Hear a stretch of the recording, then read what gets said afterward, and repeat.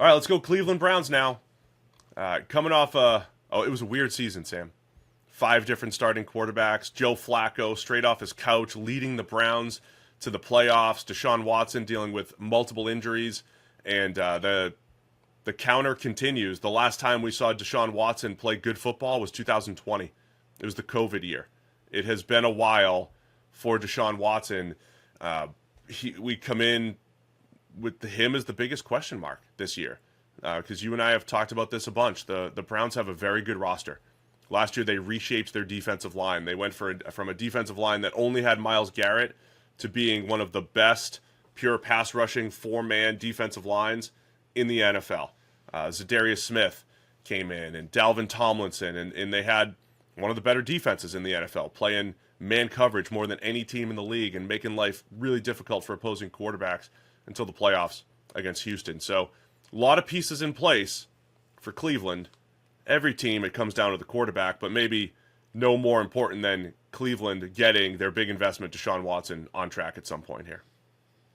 Yeah, this might be the best roster in the NFL, top to bottom. And ironically, the one player that is the most important player on the roster and is the guy that had the biggest investment, essentially, in him of any player in NFL history when you factor in the trade and then the unprecedented, fully guaranteed contract, is the guy letting the side down right now, right? Deshaun Watson was supposed to fix everything. He was the guy, if we could just get a quarterback capable of taking this really good roster where it needs to go, we'd be in great shape. They get the quarterback, and now they've continued to rebuild to what is a championship caliber roster again. And the question mark is, can this quarterback actually make it work? Or is he going to be the millstone hanging around its neck that they can't overcome when they face teams like the Chiefs and all those kinds of things? So, yeah, the entire offseason for the Browns is, how do we get Deshaun Watson back on track? And by that, I don't even mean get him back to his best, get him back to when he was one of the top 5 quarterbacks in the NFL at the end of his starting tenure in Houston. I mean, just like bridge the gap between where he's been for the Browns and that guy, right? I don't need him to get all the way there. If he can get halfway there, split the difference. This is a championship caliber roster that with competent quarterback play will be an absolute force for anybody. And if he can get anywhere near his best play, then we're absolutely cooking, and we're one of the best teams in the NFL. It's hard to remember exactly what Watson was. Remember, he came in 2017, same draft class as Patrick Mahomes, has an intriguing rookie season, shows a ton of flashes, and then moves up into 2018, PFF grade of 80, then 82, and then in 2020, it was probably one of the best quarterback seasons on a 4-win team in NFL history, probably the best, both statistically from a grading standpoint. He was a 92. He played really well. The Texans were horrible. All the off-field issues arise. He gets, he doesn't play the entire 2021 season, suspended until week 13 in 2022, and that was his first game with the Browns against the Texans. Hasn't really had a good stretch of play. He's had a couple good games here and there. Hasn't looked comfortable. Taken too many sacks, too many negative plays for Watson. Never really gotten back to that big play ability, because he'd always taken a lot of negative plays, but he would always be the guy that offset it with big-time throws. He offset it with special plays or with his legs. We just haven't seen that yet. And look, I think it's harder to put up good stats in Cleveland. I'm a big dome guy, right? Domes matter. Domes have an impact on stats and performance, and it's tough to, chuck it around the yard in Cleveland in the cold and in the rain. But he just has to play better, because the defense was fantastic last year. And all these other pieces that you mentioned, you think, hey, maybe one of the better rosters in the NFL. Watson just has to creep back toward average. And if they do that, the Browns can do some damage. They've had a good offensive line for years running now. Probably some questions at tackle with some of the injuries and some of the depth there. They've brought Amari Cooper and Jerry Jeudy in for pennies on the dollar, at least from a draft capital standpoint, over the last couple of years. A lot of good pieces here for the Browns and for Watson to get back on track. And the difficulty is, I think, trying to reverse engineer what got the best play out of Deshaun Watson, because Kevin Stefanski, the head coach, he has brought his system. His has been very effective previously. It's not working with Deshaun Watson, right? There's some kind of lack of gelling there between Watson and Kevin Stefanski's offense. And to Stefanski's credit, he has been willing to do things that I think a lot of coaches wouldn't. Like, he's brought in Ken Dorsey as an offense coordinator now, who's, I think, basically been tasked. Dorsey's brief is figure out an offense that makes sense for Deshaun Watson. Like, get him back to where he was. And that, I don't think it's the easiest thing in the world to do, but demonstrates some sort of serious, humility and selflessness and putting the team first for Stefanski, because a lot of guys would be like, this is my system, figure out how I adapt my system to make it work for this guy. I think he's giving Dorsey more free reign than that to actually change the offense. And now you're kind of looking back to those Bill O'Brien Houston teams and being like, what did they do a lot of? What could maybe put Watson back in his comfort zone? They ran a ton of RPOs. I think that's a difference between there and Stefanski's offense.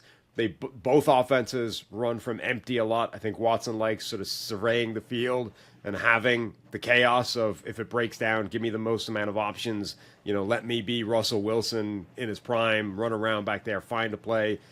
But it's difficult to try and figure out like exactly what should this offense look like to get Watson back to being that player. And that's really all that matters for this Browns team at the moment. And it's a solid group of weapons. I mentioned Amari Cooper. Jerry Jeudy hasn't really lived up to what we thought he would be coming out of Alabama, but he's still a very good route runner who can get open. They tried Elijah Moore last year. He's still around as a potential slot receiver. Cedric Tillman showed ability on the outside as a go up and get it guy. And David Njoku has been breaking out this last year or two, showing the first round talent that he had as a mismatch weapon in the middle of the field. Joe Flacco seemed to get the most out of David Njoku. I mean, I don't think Flacco played as great as the hype. He kept chucking the ball to the defense, but he was also throwing a lot of touchdowns and creating a lot of big plays because he was just aggressive. And to me, that's, I think, what Watson needs to get to. You could take the negative plays if you're being aggressive down the field. I think he has the pieces. Got to give Amari Cooper, Jerry Jeudy, David Njoku the ability to go and make plays down the field. And then if Nick Chubb comes back healthy, man, that dude, terrible knee injury last year. If he comes back healthy, he's been an absolute force in the NFL. His ability to create after contact and create big plays. So if he's healthy, they have a chance to get that run game a little bit more consistent as well. Yeah, I mean, that's one of the big variables, I think, for this offense is what will Nick Chubb look like coming off that injury. It feels almost silly to sort of say if he's healthy. I mean, he's going to come back. He's going to be clear for contact. He's going to be playing. We just have no idea what the effects of that injury will be on him. I mean, that was the kind of injury that falls into the category of, devastating that has ended careers. I mean, I think of Marcus Lattimore way back in the day, or Willis McGahee, when those guys had absolutely shredded knees. They bent in horrible angles. It looked awful. And either in Lattimore's case, it basically cost him his career. McGahee was able to come back and, be a very good player. Was he ever as good as he was supposed to be coming out? Maybe not, but that's where we are with Nick Chubb now. It's like he's going to be playing. He's going to be on the field. He's going to be carrying the rock again. Will it look the same as it looked before his knee got absolutely shredded? That I think is the question for Chubb. Not like, if he's healthy. It's like, does he come back the same player? Let's talk defense a little bit here. Jim Schwartz came in last year, really emphasized that four-man rush. Again, the Browns had one of the worst defenses in 2022, completely turned it around in 23.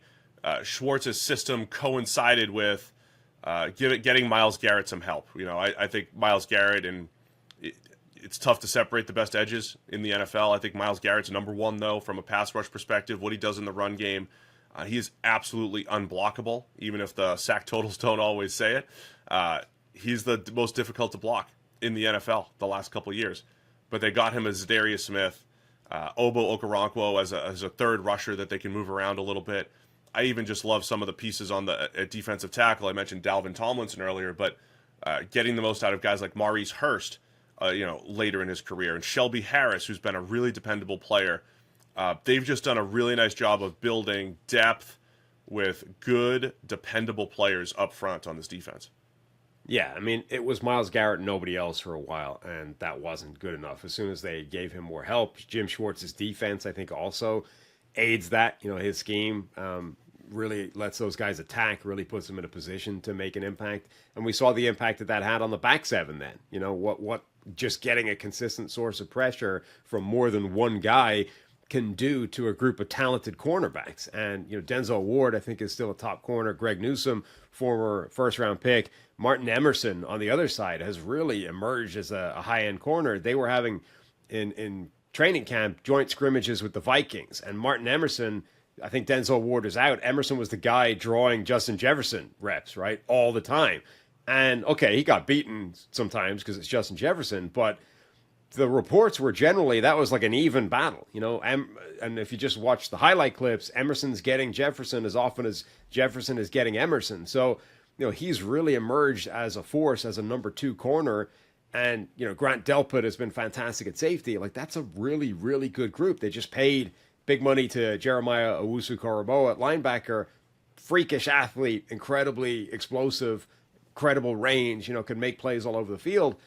I expect this defense, and it's not easy to sort of back up a statistically elite defensive season year on year. Again, you know, coverage fluctuates year to year. Just defensive performance generally fluctuates year to year. So it's not easy to back up the kind of season they had a year ago, but I think they're well positioned to do so. Especially in how they're playing it. They played a lot of man coverage. I thought there were certain games we had to explain why the results were great for the Browns, but maybe, say, the PFF grades in coverage weren't as great because there were open throws on the back end that were missed. But again, that's the team defense aspect of it. If you're looking at how they played as a team, it was one of the league's best. Love all those players that you mentioned. JOK, I think Grant Delpit has become very good in man coverage against tight ends. When you talk about trying to beat the Chiefs or trying to beat the Ravens or some of the better teams, or even the Bills now with Dalton Kincaid, Delpit plays man coverage on tight ends maybe as well as any safety in the league right now. So, look, I think the story for the Browns, all the pieces are in place. They're all in place. What's the best case scenario, though, for this year's Cleveland team? Has to be just centered around Watson getting back on track to some point. So just to clarify, Grant Delpit, is he a tight end eraser? Is he your guy now? Yeah. Yeah, I don't want to take full credit for that. Old friend, Mike Renner, texted me during the season last year. He goes, watch Grant Delpit. He might be your tight end eraser. And he's the guy. I've been searching for him, like Bigfoot. Searching for him for years. And it's Grant Delpit. He's the guy. Like, go cover Travis Kelce. Shut him down. Go cover Mark Andrews. Go cover Dalton Kincaid. Grant Delpit's your guy. Nice. There you go. I'm excited. All right. Best case scenario. Best case scenario is, I think it's actually at this stage unrealistic to even expect Deshaun Watson. I don't even know that getting him back to the best version of him is even within the range of outcomes anymore. Like, I'm almost seeing that as a pipe dream. If you can get him back to, you know, reasonable level play, like better than average, productive, splitting the difference, as I said, between his best play and where he's been for the Browns, that I think is the best case scenario for this team. And I genuinely think that makes the Browns Super Bowl contenders. With this roster, plus a quarterback that's playing well, even if he's not playing elite, is good enough that the defense, that the receiving group, the offensive line, the run game, theoretically, that all of those things can come together and beat anybody in the league. Now, can they do it 4 times in a row to go to a Super Bowl and win it? Maybe. I mean, I think it might be the best of the best case scenario, but I do think that the best case scenario for the Browns this year does involve a championship. Yeah. Wow, that's awesome. So every team in the AFC North, you're just saying, hey, best case, 3 out of 4. Oh, jeez. It's a new show, Sam. We don't want Steelers fans to hate us here, too. I mean, I'm with you. I think they got a good roster. And if they can make a little bit of a run with Joe Flacco off the couch, theoretically they should be able to do it with Deshaun Watson. As worst case scenario, though, is I think they're looking for a new quarterback at the end of the year. I mean, at the end of the year, they're saying we just gave the most guaranteed money at the time to any quarterback ever, and that was a big waste. And not only did we do that, we haven't picked in the first round in a few years either. And right. And that's almost, when you look at what Andrew Berry has done as general manager, the fact that we could sit here and say, hey, the roster's still in good shape. You usually can't do that when you make a big investment at quarterback, not just financially, but from a draft perspective. The fact that the Browns have been able to build this depth without first round picks the last few years has been very impressive. They've done a great job. I think it is a sharp front office, good team building effort there. But worst case scenario is their quarterback investment, fails again, and at the end of the season they're sitting there figuring out who the next guy is. I mean, if you completely ignore all of the off-field issues surrounding Deshaun Watson, from a process standpoint, you would say they have been extremely unlucky that this has been the outcome, because they have actually rebuilt a championship caliber roster around a quarterback, and then they went and targeted what they thought was like a proven commodity at quarterback that should have been the guy to team with that roster, and this should be like the best team in football. And actually, the guy that they identified, who theoretically they were trying to get, on the cheap because of all the legal issues, has just been a complete and total catastrophe for them. So from a process standpoint, purely focusing on football, that's been very unlucky. Now, somebody might suggest that that's what happens when you dive into the kind of problems that Deshaun Watson was bringing with him, the kind of baggage that was attached to that. But yeah, this should be a better team than it's been based off what they have done and what they have on this roster. Key position group for you for the Browns this year? I mean, let me just highlight tackle really quickly. On paper, they've been good. Jedrick Wills Jr. heads into the last year of his deal at left tackle. I think he's been the one guy that's underwhelmed over the last few years. Jack Conklin has been fantastic, but he's had a lot of injury issues the last couple of years. DeJuan Jones stepped in well for him last year. So again, I think they've built it well on paper, but still one of those question marks that I'm just keeping an eye on, especially when it comes to health at the tackle position. Yeah, I think usually, we're trying to find reasons not to go with quarterbacks for the most critical position, but the Browns are, I think, one of the teams where the exception should be made, because everything is Deshaun Watson this season. It's been about Deshaun Watson the entire offseason. Like, the entire focus of this franchise is, can this guy just play above average? That's their season.